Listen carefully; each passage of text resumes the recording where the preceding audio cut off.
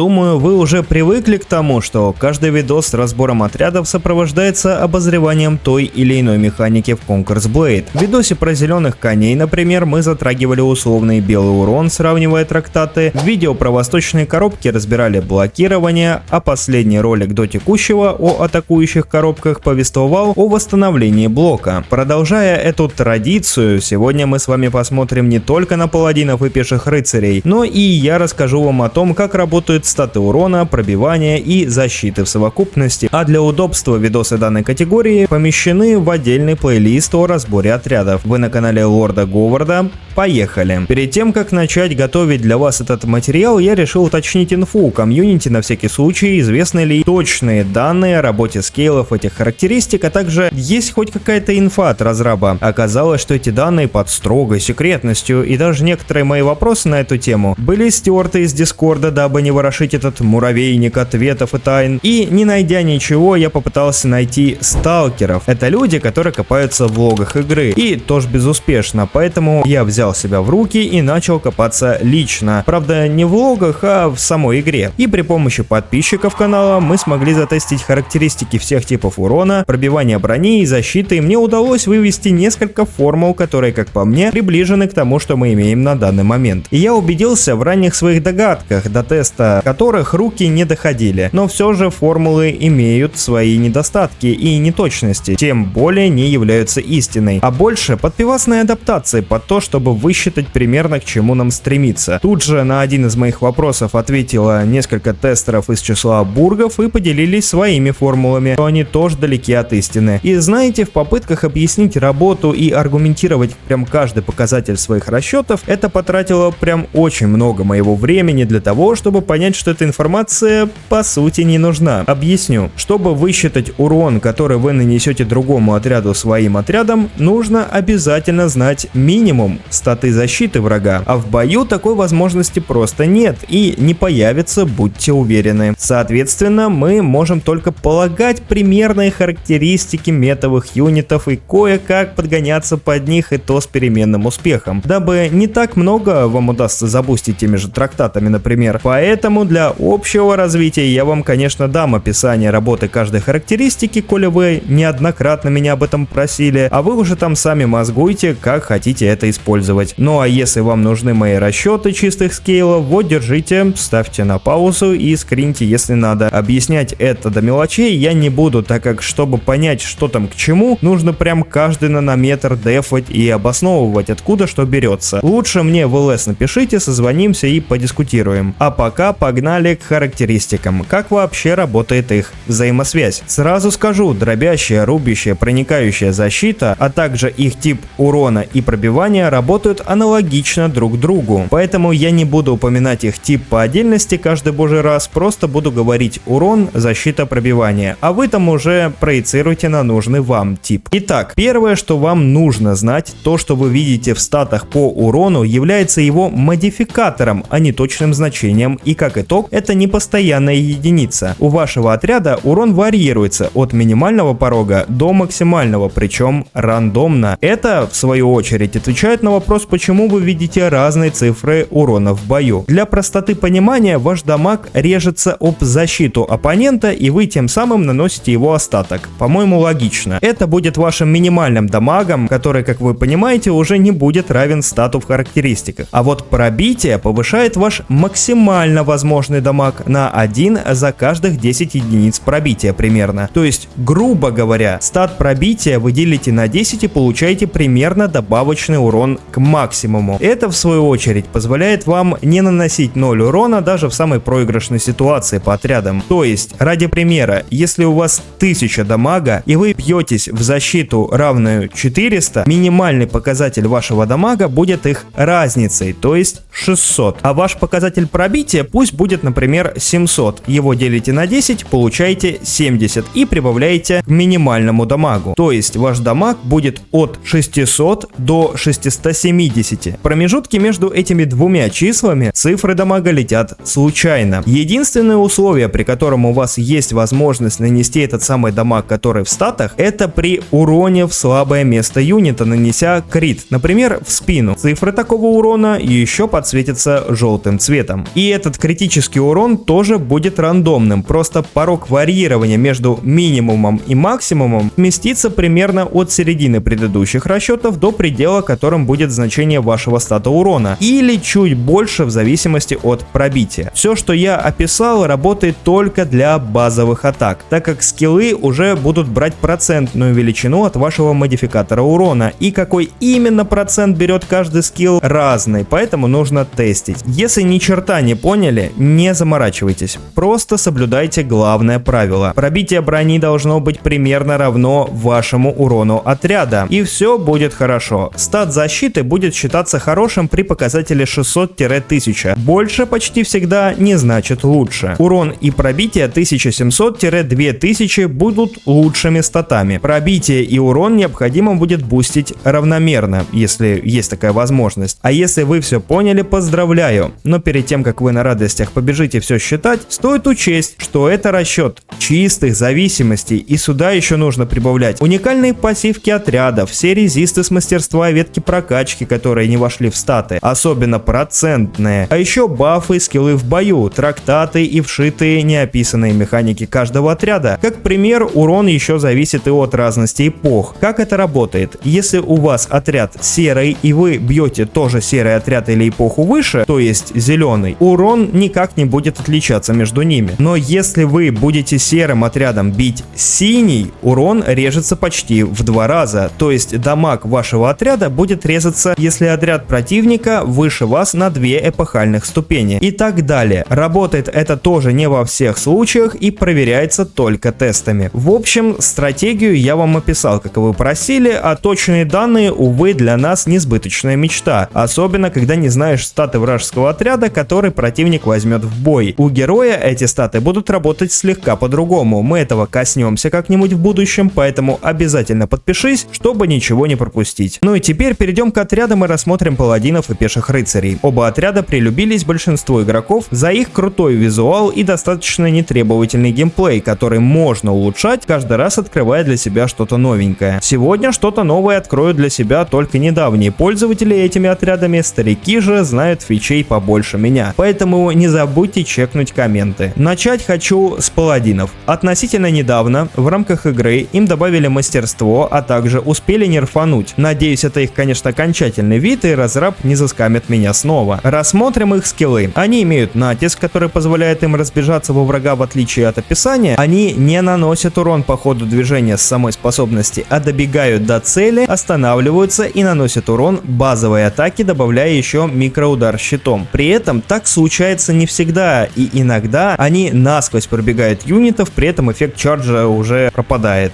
Что до защиты во время чарджа, она смехотворна и не рекомендую на нее ориентироваться. Как и использовать данный скилл для нанесения урона. Максимум, для чего он нужен, сократить дистанцию или прервать анимацию в некоторых случаях. Боевая молитва. Их второй скилл, позволяющий захилить область, в которой находятся паладины. Эта область примерно равна 2 метрам. Хилит она моментально 8% здоровья, что для паладинов равняется 1000 хп с копейками, и дальше по 350 хп в секунду продолжительностью в 6 секунд, то есть еще периодически на 2100 единиц. Ввиду мастерства, каждый, кто ударит вас под молитвой, будет получать урон от кровотечения. По поводу него, урон кровотечения статичный и равен 600 чистого дамага сквозь защиту. Он не бустится трактатами. В отличие от кровотечения, которое накладывается как дебаф на время, здесь оппонент будет получать в ответ 600 урона за каждый удар по вам под молитвой 1 раз в секунду. То есть, если вы 2 раза ударите паладинов под молитвой, за секунду все равно получите 600 урона 1 раз. А после молитвы вам еще и весь входящий урон урежется на 20%. По сути, это их единственная кор-кнопка. Разберем пассивы. Симашское братство говорит нам, что паладины медленнее пешек, но по сути скорость бега у них равная. А вот доктрина паладинов нам говорит, что боковые атаки, когда у них целое блокирование, режется на 36%, а слабое место повышает тыловые атаки на 10%. Теперь лезем в статы. По ним можно увидеть, что с ХП все в порядке, тем более эффективного ХП, если мы сюда берем молитву, будет около 16500. Если исходить из соображения, что можно забустить ХП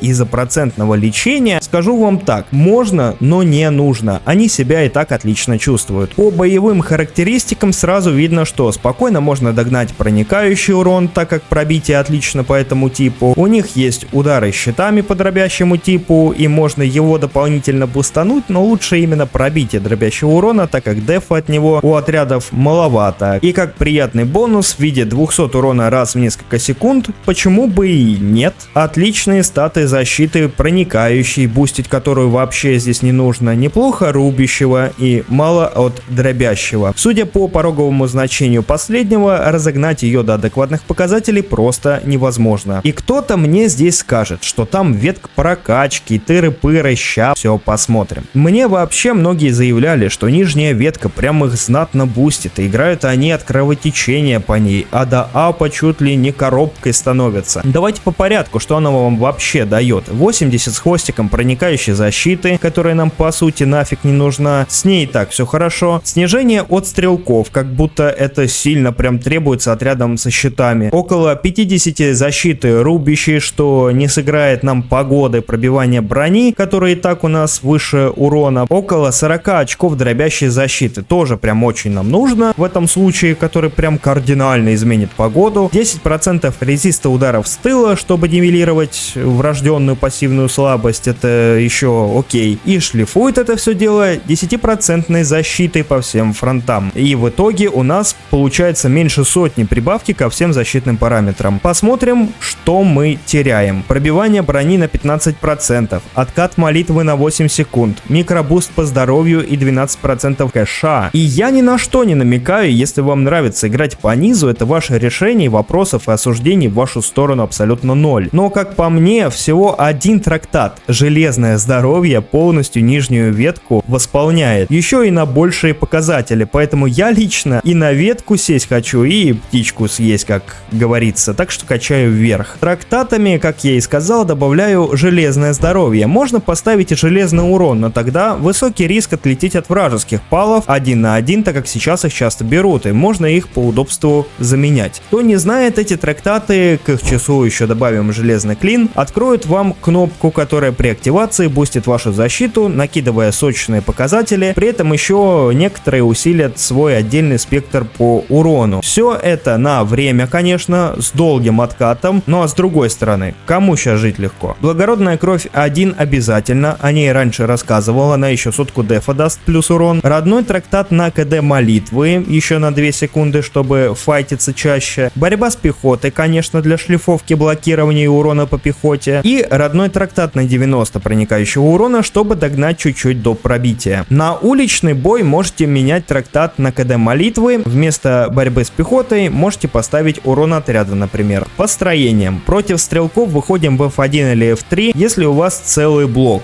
F2 максимум для натиска, что не рекомендую, или для наполнения в замесе, если ваш урон сплитят и нет времени контролить отряд. По тактике подходим в замес, самостоятельно лучше его не инициируем, только в безысходных ситуациях, когда кроме вас альтернатив просто нет. Нужно понимать, что паладины не самостоятельный отряд, как был до нерфа несколько недель. В некоторых ситуациях он может вывести 1 на 1, но это редкость. Он играется в кулаке, и оказавшись внутри замеса, есть два варианта. Если видите, что у врага много моментального урона, становимся в стену щитов, жмякаем непробиваемую защиту с трактата, далее молитву, перестраиваемся опять в стену щитов и жмякаем атаковать. Раньше, чтобы паладины не расползались, атаку юзали в направлении через зажатую клавишу V. Сейчас это работает хуже, чем обычная атака. Если удается теснить противника, жмякаем стену щитов каждых 3-4 секунды и после нее атаковать, подвигая отряд. Таким образом у вас будет работать контратака и вы будете бить чаще и больнее. Если увидите, что что-то идет не так, то из замеса выходите и ждете отката молитвы. Все просто. Никогда не врывайтесь в замес с чарджа, ибо это вас похоронит. Второй же вариант, когда сил врага меньше, можно обойтись без скиллов, просто докусывая его от стены щитов, но на практике таких ситуаций очень мало. Теперь перейдем к пешим рыцарям. Если посмотреть на их статы, то от палов отлично лишь меньшее значение хп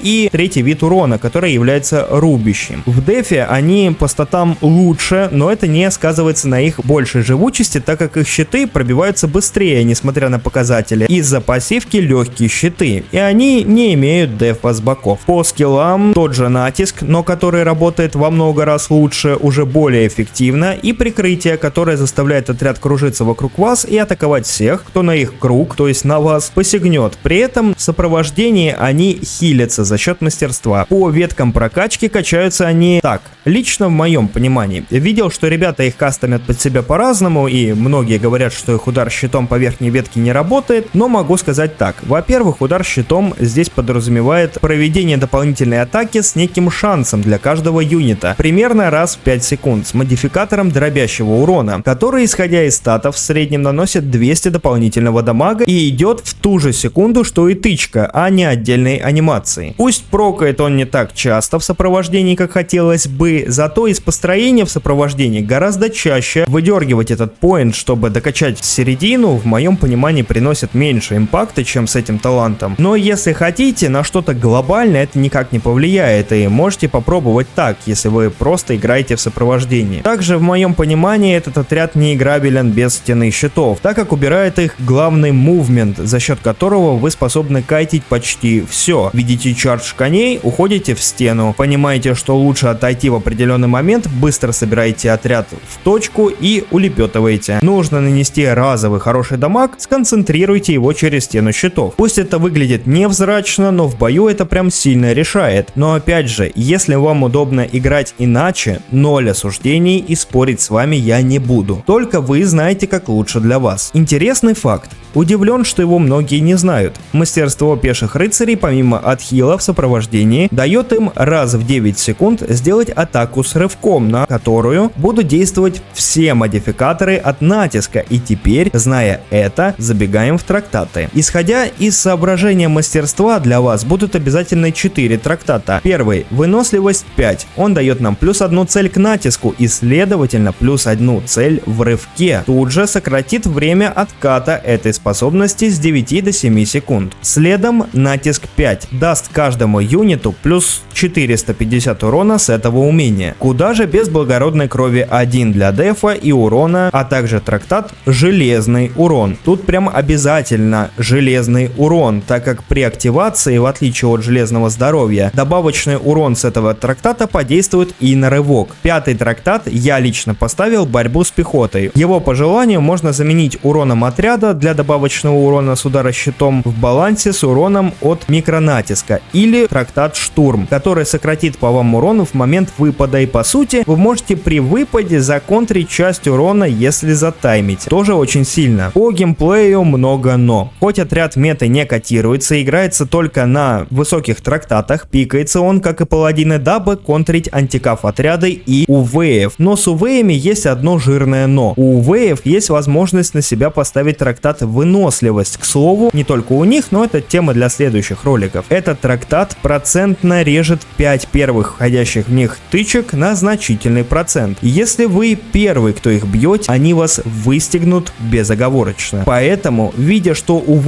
бегут с респа или плюсика, держите это в голове. В остальных же ситуациях берегите для них выпад, вставайте в стену щитов, нажимайте сопровождение и шотайте их без какого-либо труда. Так вообще работает почти со всеми, кроме золотой эры. Такая тактика вносит основной урон пеших рыцарей. Внутри замеса пешим рыцарям вообще делать нечего. В нынешних реалиях это исключительно фланговый отряд, который бегает и подъедает все, что найдет недобитое, АФКшное, стрелковое и часть отрядов, которые он легко передамаживает. Но если дело доходит до столкновения блопами, кружитесь вокруг замеса только в стене щитов и раз в 7 секунд или в 9 в зависимости от трактатов прожимаете сопровождение, чтобы они дали этот моментальный урон какой-то из флангов. Тут же их собираете в стену щитов и опять по новой. Пеших рыцарей очень легко распритить, и в состоянии, когда они расползлись, они уже не наносят никакого урона. Постоянно держать их в сопровождении — короткая дорога отправить отряд в небытие. Это можно, конечно, сделать, но когда целей не так много. Вот вроде бы и все, о чем хотел сказать. Так как это первый ролик про атакующую пехоту, ставим 100 лайков, начинаю готовить новый, как и предыдущие ролики. Жду ваших реакций, а с вами был Лорд Говард.